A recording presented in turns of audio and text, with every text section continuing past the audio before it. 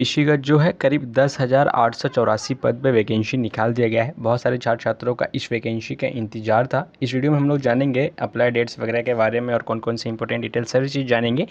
Railway पहले यहाँ पे देख लेते हैं A+B जो टोटल वैकेंसियाँ हैं ग्रैंड टोटल A और B मिला के, तो टोटल 10,884 पद पे ये वैकेंसियाँ निकाल दी गई है। अलग अलग जोन में अलग अलग वैकेंसियाँ निकाली गई है। ये रेलवे का ऑफिशियल नोटिस है और इसमें गौरतलब यह है कि सबसे ऊपर आप ये देखेंगे, यहाँ पे आपको दिखाई दे रहा होगा कॉन्फिडेंशियल। मतलब इसका मतलब ये वो ना कि ये श्योरिटी है, रेलवे हम सभी को श्योर दे रहा है कि जो डेट्स निकाला गया है उस डेट पे ही सारा चीज़ कंप्लीट करा दिया जाएगा। इस पे रेलवे खुद पे कॉन्फिडेंट है, वो अपने आप को कॉन्फिडेंट है और हम लोग को बोल रहा है कि इसे लॉयल लेना है, यानी कि सीरियस लेना है कि हाँ RRB NTPC का वैकेंसी आ रहा है, इसमें किसी भी कोई प्रकार के आगे एक्सटेंडेड नहीं किया जाएगा या फिर आगे लेट नहीं देखा जाएगा। ये रेलवे का ऑफिशियल नोटिस है जो कि कल देर शाम इसे रिलीज किया गया है।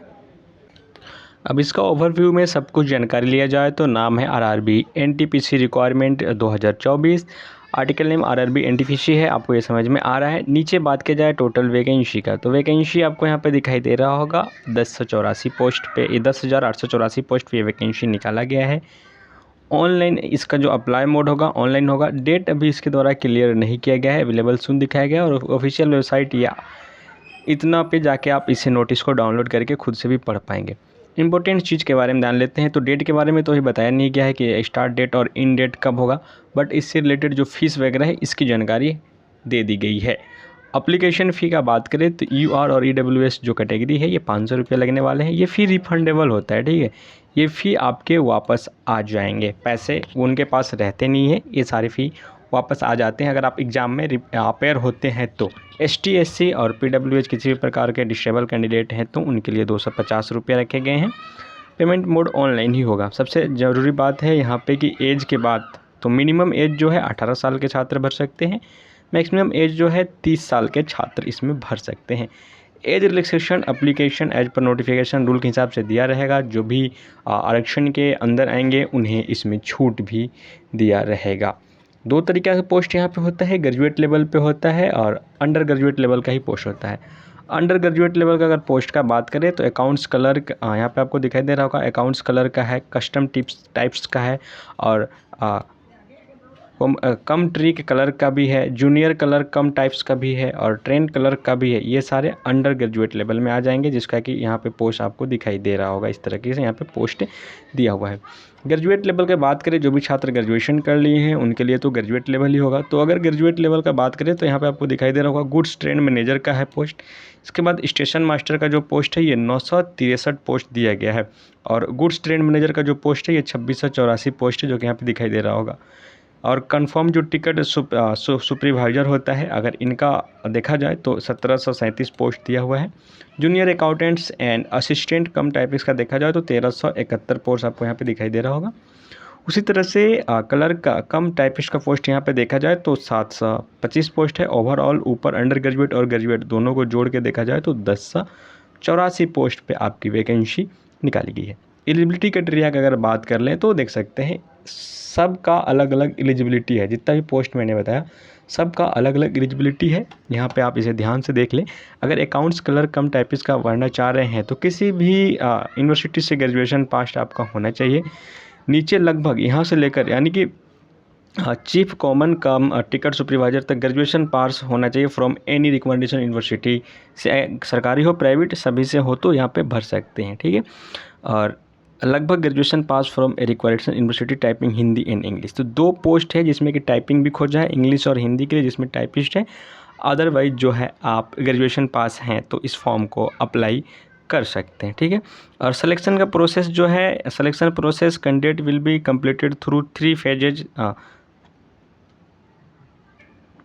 जैसा कि आप यहाँ पे देख भी पा रहे होंगे, फर्स्ट स्टेज में जो है ये CBT एग्ज़ाम होगा, सेकेंड स्टेज में जो होगा CBT 2 एग्ज़ाम, सेकेंड एग्ज़ाम होगा। थर्ड स्टेज में जो है टाइपिंग स्किल टेस्ट होगा, जो कि सब के लिए नहीं होता है, जो भी उसमें भरेंगे उनके लिए ही होता है टाइपिंग। उसके बाद होता है डॉक्यूमेंट वेरिफिकेशन और इसमें मेडिकल टेस्ट भी लिया जाता है। इसका मेडिकल बिल्कुल ही आसान होता है RRB का, और इसके बाद आपका सिलेक्शन ले लिया जाता है, ठीक है। तो ये मोटा मोटी जानकारी रखेंगे। अगर सब्जेक्ट्स के बारे में बात कर लेते हैं, जानकारी ले ही रहे हैं तो सब्जेक्ट यहाँ पे पूछा जाता है। मैथमेटिक्स आपका रहता है 30 नंबर का रहता है, 30 मार्क्स भी दिया जाता है। जनरल इंटेलिजेंस का बात करें जो कि रीजनिंग होता है, ये भी 30 नंबर का रहता है, इसका भी लिए भी 30 मार्क्स दिया जाता है, 30 क्वेश्चन रहते हैं। जनरल अवेयरनेस का बात करें तो ये 40 क्वेश्चन रहते हैं और 40 मार्क्स इसके लिए मिलते हैं, ठीक है। इंग्लिश नहीं पूछा जाता है, इसमें टोटल 100 क्वेश्चन हो जाते हैं जिसके लिए 100 मार्क्स रहते हैं और टाइम जो आपको मिलता है वो 1 घंटा 30 मिनट का टाइम दिया जाता है। ये CBT 1 एग्जाम होगा, कंप्यूटर बेस्ड टेस्ट होंगे यहाँ पे हर जगह। CBT जो सेकंड एग्जाम का बात करें तो इसमें मैथमेटिक्स 35 नंबर का रहेगा, 35 मार्क्स का क्वेश्चन भी रहता है। रीजनिंग का बात करें तो रीजनिंग इसमें 35 क्वेश्चन रहेंगे, वो भी 35 मार्क्स के रहेंगे। General intelligence and general awareness जिसमें कि साइंस रहता है और GK रहता है, तो इस 50 क्वेश्चन रहेंगे, 50 मार्क्स के टोटल। इसके लिए भी समय 1 घंटा 30 मिनट दिया जाएगा। टोटल जो क्वेश्चन हो जाएंगे 120 और क्वेश्चन 120 मार्क्स के रहते हैं। सैलरी वगैरह के बारे में बात करें तो वो आपको स्क्रीन पे दिखाई दे रहा होगा। इसमें आगे अलाउंस भत्ता जोड़ के बढ़ भी सकता है, घट भी सकता है, ठीक है। डिटेल्स पे जब जानकारी ले रहे हैं थोड़ा सा भी जान जाते हैं कि लगभग जो एग्ज़ाम है यहाँ पे सबकी सैलरी 19,000 से 21,000 के बीच में रहने वाली है। यहाँ goods train manager, train clerk, junior clerk, typist और कम टिकट क्लर्क, ये सभी का लगभग 19 से 21,000 के बीच में रहने वाली है। लेकिन स्टेशन मास्टर वगैरह का हो गया या फिर चीफ कॉमन कम टिकट सुपरवाइजर हो गया, जूनियर अकाउंटेंट असिस्टेंट कम टाइपिस्ट हो गया, ये सारे का जो सैलरी है 29,000 से लेकर 35,000 के बीच में रहने वाले हैं, यहाँ पे देख पाएंगे, ठीक है। तो और इंपॉर्टेंट डॉक्यूमेंट्स की भी बात कर लेते हैं। जिनके पास डॉक्यूमेंट्स नहीं होगा वो सारे डॉक्यूमेंट्स फटाफट बनवा लेंगे, डेट बहुत ज़्यादा ही जल्दी रिलीज होने वाला है। तो अगर डॉक्यूमेंट्स का बात करें तो यहाँ पे स्कैन कॉपी होना चाहिए आपके पास, पासपोर्ट साइज कलर फ़ोटो होनी चाहिए, देखिए कलर फ़ोटो होनी चाहिए, स्कैन का सिग्नेचर होनी चाहिए, एजुकेशनल क्वालिफिकेशन का आपके पास पूरा होना चाहिए, डिटेल्स जैसे मार्कशीट वगैरह, वैलिड आइडेंटिटी प्रूफ होना चाहिए, डोमिसाइल सर्टिफिकेट एन एप्लीकेबल होना चाहिए, ठीक है। अगर आप कास्ट हैं तो नॉन क्रिमिनल होना चाहिए, वो भी सेंट्रल वाला होनी चाहिए। दूसरी बात कि बहुत सारे छात्र छात्राएं क्या करते हैं कि फॉर्म अप्लाई कर देते हैं, जब डॉक्यूमेंट्स वेरिफिकेशन होगा तब नॉन क्रिमिनल बनाते हैं, वैसा नहीं है, आपको अभी बनवाना पड़ेगा, ठीक है। उसके बाद सर्टिफिकेट डिसेबिलिटी के बारे में बताया गया है कि अगर कोई है किसी का अगर डिसेबल है फिजिकल तो उनके लिए वो सर्टिफिकेट चाहिए। Identity card of Patna high court of this if available, मतलब ये आप लोगों के लिए नहीं है, यहाँ पे मिस प्रिंट हो गया यहाँ पे, ठीक है, यहाँ पे गलती से आ गया। तो इतनी सारे डॉक्यूमेंट्स आप लोगों को ध्यान में रखना है और फॉर्म डेट जैसे निकल जाएगा आप सभी अपना फॉर्म अप्लाई करेंगे। जब डेट आएगा तो उसके रिगार्डिंग से मैं वीडियो आप सभी को बना के बता दूंगा। आई होप की जानकारी आप सभी को अच्छी लगी होगी। जानकारी अच्छी लगी तो वीडियो को लाइक कर दीजिएगा, चैनल को सब्सक्राइब कर दीजिएगा।